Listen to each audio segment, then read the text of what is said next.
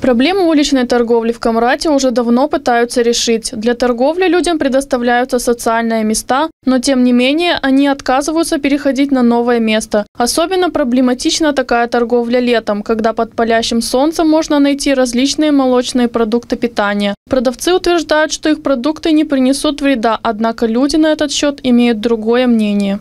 Это, в принципе, ненормально. Они должны проходить разные проверки на гигиену, на разные микробы. Это не должно быть. Мало ли кто их изготавливает и как, и в каких условиях это все происходит. Мы должны более ответственно относиться к нашему продукту питания, к нашему здоровью. Не знаю, я сколько себя помню, у нас в Камрате продавали ночь, но вообще это не очень не гигиенично, неудобно. Я считаю, что нет. Это ненормально. На других местах людям тоже, не знаю, людям тоже надо где-то зарабатывать, что-то на жизнь, наверное.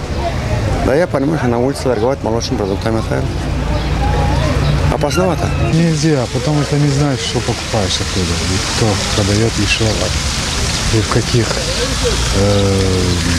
как правильно сказать, выразиться,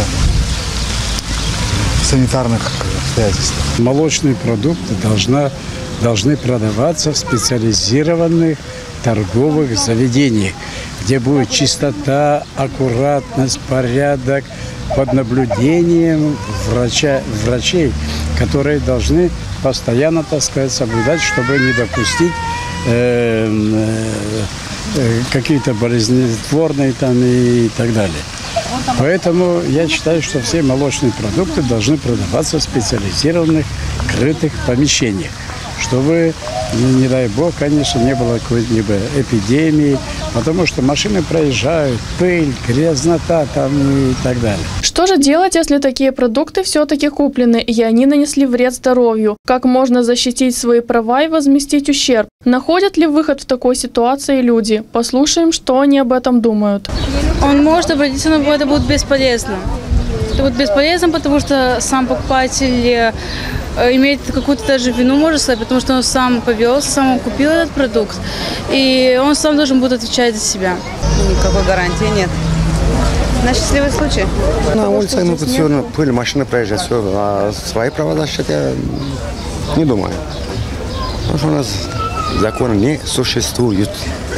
Нет, конечно, уже никак не может. Потому что не знаешь ее, откуда она, кто или кто он такой, что продает там. Это однозначно, что капля в море. Тот, кто продал некачественную продукцию, он будет всячески отрицать.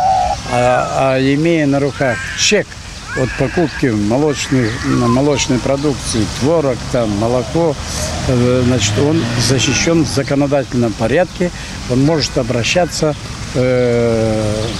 вплоть до судебно-правовых органов.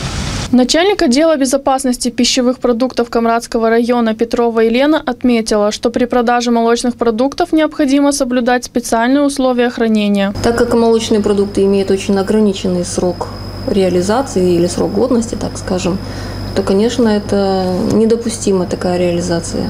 Это раз, высокая температура, и второе – это пыль, и те же собаки, которые бродят вокруг. И то, что выкладывают молочные продукты прямо на тротуар, это тоже еще один фактор. И еще мы не знаем качество этого продукта, кто его произвел, вообще нету прослеживаемости. Так как качество продукта предполагает и прослеживаемость, мы этого не знаем. Откуда этот продукт пришел, кто его делал, в каких условиях, или здоровый ли то животное, от кого получен этот продукт, здоров ли тот человек, который этот продукт делал. Ну, там много нюансов, которые нужно учитывать при потреблении этого продукта, при покупке его. Проведенный опрос показал, что большой процент населения опасается покупать продукты, которые не проходят проверку. По мнению покупателей, такие продукты небезопасны для здоровья, и защитить свои права в случае приобретения некачественного товара очень сложно.